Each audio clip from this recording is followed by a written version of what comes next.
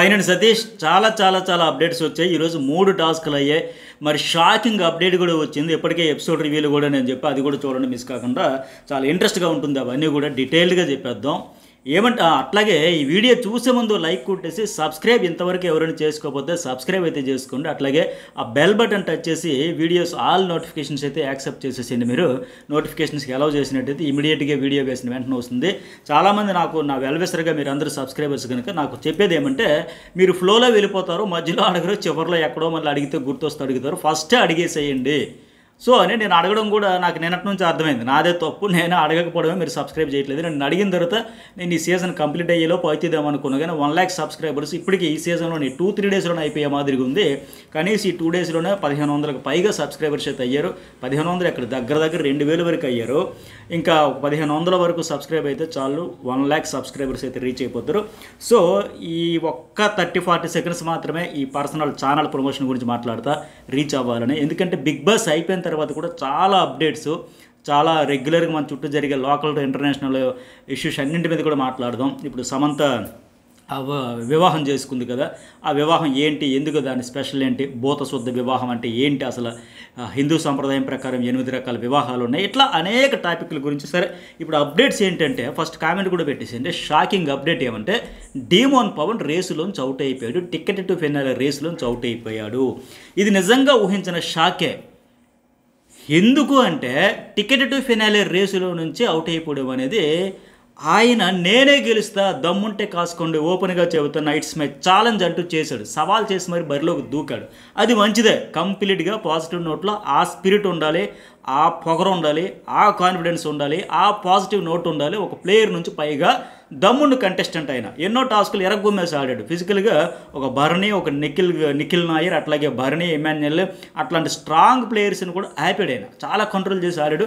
అట్లాంటి ప్లేయరు ఈ ticket final టాస్కుల్లో స్వతహాగా నాలాంటి రివ్యూలు కాదు, మనలాంటి ఆడియన్స్ అందరూ కూడా అంచనాలు పెంచుకుంటారు. ఆ పెరిగిన అంచనాలకు తగ్గట్టుగా నేను ఛాలెంజ్ కూడా చేశాడు. వాళ్ళు కూడా భరణి కూడా యాక్సెప్ట్ చేశారు. వెరీ గుడ్, ఇదే కావాలి మాత్రం మనం అందరూ ఎదురు చూసాం. కానీ దురదృష్టం ఏంటంటే, ఆయన టాస్క్లో ఓడిపోయి ఓవరాల్గా ఈ టికెట్ టు ఫినాలే రేసులోంచి బయటికి వెళ్ళిపోయాడు, అంటే అవుట్ అయిపోయాడు. అంటే ఇది నిజంగా అతనికి, అతని ఫాలోవర్స్కి, అతని ఫ్యాన్స్కి అయితే, అతని ఫ్రెండ్స్కి కావచ్చు, అందరికీ బాధాకరమే. అయితే ఎట్లా వెళ్ళిపోయాడు ఏంటంటే, ఇప్పటికీ మనం చూసాం, సంజన రేసులోంచి బయటికి వెళ్ళిపోయింది కదా. అట్లాగే ఎమ్మెన్యేలతో ఆడిన టాస్క్ ఆల్రెడీ మనకు లైవ్లో కూడా చూపించారు, ఎపిసోడ్లో చూసి అవన్నీ చూసాం. అట్లాగే ఆమె అవుట్ ఆఫ్ రేస్ అని బిగ్ బాస్ కూడా ప్రకటించేశాడు. అట్లాగే ఇప్పుడు ఈ పూల టాస్క్ ఉంది. డీమన్తో రచ్చ చేసి ఆడి గెలిచిన తనూజ తర్వాత సుమన్తో టాస్క్ ఆడుతానని అనింది కదా, సుమన్తో కూడా టాస్క్ ఆడుతుంది ఆవిడ. అయితే ఎట్లా ఆడిందని కూడా చెప్పుకోవాలి మనం ముందే. ఈ టాస్క్ గురించి చెప్పాక డీమన్ ఎట్లా అవుట్ అయిపోయాడు రేసులోంచి అని కూడా చెప్పేస్తా. ఇక్కడ ఈ టాస్క్కి ముందే ఫ్లవర్స్ టాస్క్ ఉండింది కదా, ఆ టాస్క్కి ముందే డీమోను క్యాజువల్గా మాట్లాడితే ఆవిడ మైండ్ గేమ్ ఎట్లా ఆడుతుంది, అవతల వాళ్ళని ముందే ఇరకాటంలో పెట్టేసి ఫోకస్ అంతా పోయేటట్టుగా డిస్టర్బ్ అయిపోయే మాదిరిగా, ఇరిటేట్ అయిపోయేలాగా ఎట్లా సీన్ క్రియేట్ చేస్తుంది అని ఒక లైవ్ ఎగ్జాంపుల్. నిజంగా ఆవిడ గేమ్ ఆడుతుంది. ఆవిడ తప్పు పట్టకలా.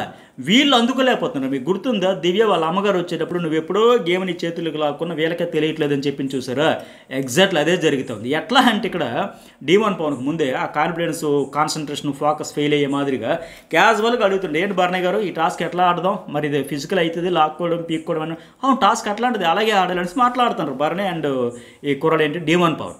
మాట్లాడేటప్పుడు జస్ట్ భరణి గారు ఫస్ట్ మీరు నేను ఇట్లా ఇంకా ఆయన చెప్పబోతున్నాడు ఒపీనియన్ పూర్తిగా నోటి నుంచి రాకముందు, ఏంటి గ్యాప్ ఇచ్చావు తనుజ, ఏంటి నువ్వు గ్యాప్ ఇచ్చావు అంటే, నువ్వు అతను గెలిచేయాలా, ఆ తర్వాత నన్ను తీసేస్తారా, తప్పించేస్తారా, నువ్వు అన్నీ సైలెంట్గా చేసేస్తావు, నిఖిల్తో కూడా ఇట్లాగే చేసేస్తావు, కళ్ళతోనే మాట్లాడేస్తావు, కళ్ళతోనే సైకిల్ చేసేస్తావు అని ముందే ఒక డ్రిల్లింగ్ ఎమోషనల్గా. ఇదేంటి ఫస్టే ఎవరైనా కాస్త కోస్తా కన్ఫ్యూజ్ అవుతారు, కొద్ది క్లారిటీ ఇట్లా అప్పుడు మైండ్ గేమ్ అది.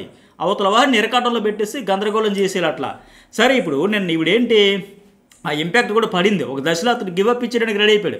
సరే మీరు ఆడుకుంటే ఇంకెట్లా ఆడతాం, అలాగాడి తప్పు అంటే ఇలాగాడి తప్పు అంటే ఇంకెందుకు ఆడతాం, మీ ఇద్దరు కలిపి కంబైన్డ్గా ఆడేస్తున్నారు కదా, గ్రూప్ గేమ్ ఆడుకుంటున్నారని మాదిరిగా ఇద్దరు కలిసి ఆడిస్తే ఇంకేం ఆడతాం, డ్రాప్ వెళ్ళిపోతాడంటే ఆ రీతు చౌదరి అక్కడ బయట ఉండే వాళ్ళందరూ కూడా కోపా వద్దు, అలాగ ఆడకూడదు, పైగా ఛాలెంజ్ చేసి దిగాడు, టికెట్ ఫైనల్ నాది, అట్లా వదలకూడదు. వీకెండ్ ఖచ్చితంగా హోస్ట్ కదా, ఆడియన్స్ కూడా ఇప్పుడు ఓడిపోయినా పర్వాలా, కానీ గివప్ ఇచ్చేస్తే మామూలుగా ఉండదు, ఆయన విపరీతమైన నెగిటివ్ వచ్చేసి పెద్ద పోటుగాడిలాగా వచ్చేసి చాలా చేసాడు అంటారు. ఇప్పుడు ఓడిపోయినా తప్పే లేదు, ఆ కాన్ఫిడెన్స్ ఉండాలి, ఓడిపోయాడు అంటారు. బట్ గివప్ ఇవ్వకూడదుగా. కానీ ఆ డ్రిల్లింగ్కి, ఎమోషనల్ డ్రిల్లింగ్కి నేను కారణం నేను తప్పుకుంటున్నాను కూడా వెళ్ళిపోతానంటే సంజన, రీతు అందరూ కోప్పడి మళ్ళీ కంటిన్యూ చేయండి, కంటిన్యూ చేసి డాడాడు. అయితే ఇక్కడ చెప్పొచ్చేది ఏంటంటే ఆయన జస్ట్ ఒక మాట, భరణి గారు ఇది ఫిజికల్ అవుతుంది, మరి ఏంటి ఎట్లాగా ఆడదాం చెప్పబోతుంటే ఇప్పుడు ముందే ఏంటి మీరిద్దరా నిఖిల్లాగా అట్లా ఇట్లా అని చెప్పింది కదా. మరి నిన్న ఒక డాగర్ కోసం ఎన్ని జిమ్మిక్కులు, ఎన్ని ఎత్తుకు పై ఎత్తులు, ఆ కత్తి పట్టుకుని పాత సినిమాల్లో కాంతారావు కంటే ఎక్కువ తిప్పింది కదా ఆ గేమ్ అంతా. ఆ గేమ్ అంతా ఈవిడే కదా ఆడింది.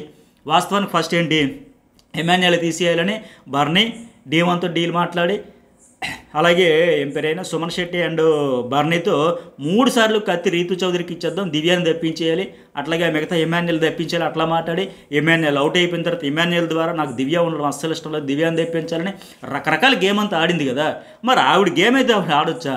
ఇక్కడ క్యాజువల్గా మాట్లాడే డీమోన్ పవర్ అన్నదానికి అతనికి ఆటలు నరకం చూపించేసింది, ఒక మైండ్ గేమ్ ఆడింది. ఈరోజు బర్నీని కూడా గోకుడు గేమ్ అంటారు దీన్ని. సపోర్ట్ తీసుకోవడం అంటే ఇదే. ముందు రౌండ్లో ఆయన ఆడేస్తారంటే అప్పటికి ఆవిడకి ప్రిపేర్గా లేదు, ఏమో తర్వాత చూద్దాం ఒక టాస్క్ చూసాక అన్నట్టుగా వెయిట్ చేద్దాం అన్నట్టుగా ఆగింది.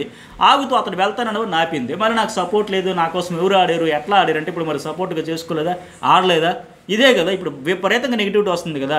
ఆ బర్నీ ఎట్లాగే ఇండిపెండెంట్గా నిట్టారుగా నిలబడి ఓన్ గేమ్ ఆడు ఈవిని గెలిపించడానికే వచ్చాడు అన్నట్టుగా ఈ టాస్క్లో అదే జరిగింది కదా, చూసాం కదా.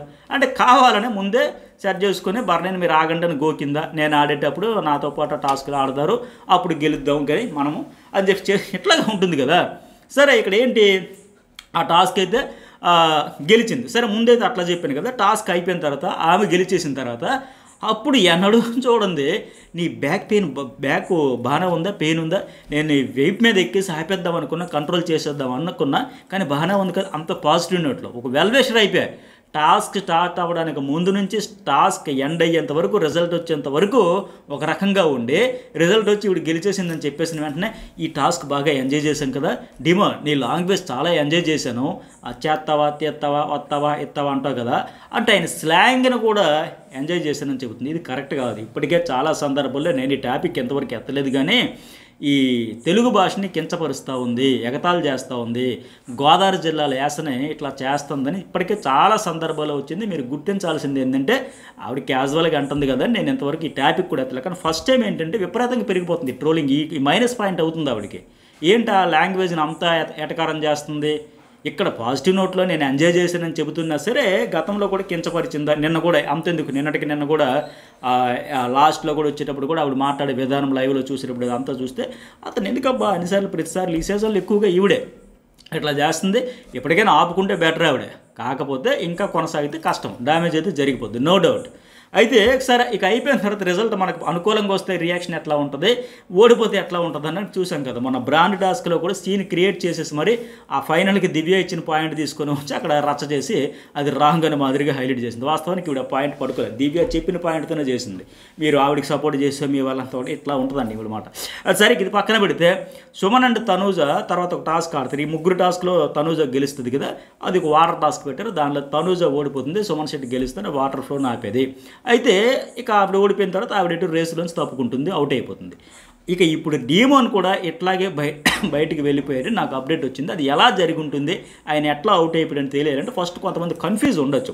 ఈ టికెట్ ఫినాలే టాస్క్ల ప్యాటర్న్ ఎట్లా ఉంది ఏంటని సింపుల్గా చెప్పేస్తే మీకు మొత్తం పిక్చర్ అర్థమైపోద్ది. ఇప్పుడు నిన్న 4 టాస్కులు మనం చూసాం, నేను చెప్పే కదా ప్రోమోలు లైవ్లు అన్నీ చూసాం కదా. అలాగే ఎమాన్యుయల్, కళ్యాణ్, రీతు 3 ఆడితే ఎమాన్యుయల్ గెలిచాడు. ఆ తర్వాత 1-1 ఆడేటప్పుడు ఎమాన్యుయల్ సంజనాతో ఆడాడు, గెలిచాడు.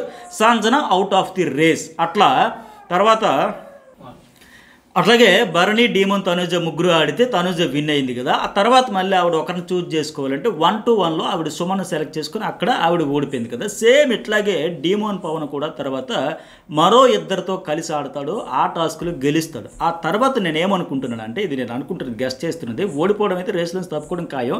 ఈ ప్రాసెస్ ఎట్లా ఉంటుందని నేను చెబుతా ఉన్నా.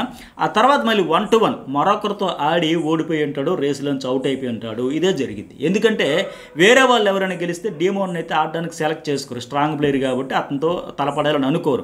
అంటే డీమోనే గెలిచి తాను ఇంకొకరిని సెలెక్ట్ చేసుకుని ఆడి ఓడిపోయి ఉంటాడు. ఎట్లా అంటే సింపుల్, మరొకసారి కన్ఫ్యూజ్ లేకుండా. తనూజ, భరణి, డీమోన్తో కలిసి వీళ్ళ 3 ఆడారు కదా. ఆడేటప్పుడు ఆ అమ్మాయి అక్కడ గెలిచింది, సుమన్తో ఆడి ఓడిపోయినట్లుగా.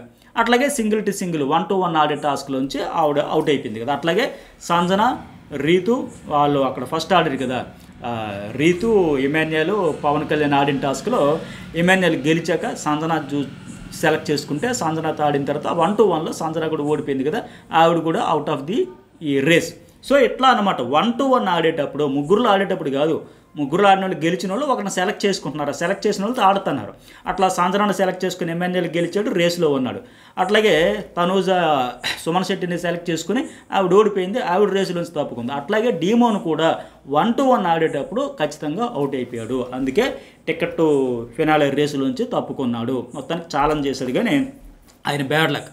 అయితే స్పిరిట్ మంచిదే, అంటే ఇప్పటికీ టికెట్ ఫినాలే రేసులోంచి హౌస్లో ఉన్న 8 మందిలో 3 బయటికి పోయారు, సంజన, తనూజ, డీమోన్, పవన్, ఇక 5 మిగిలారు.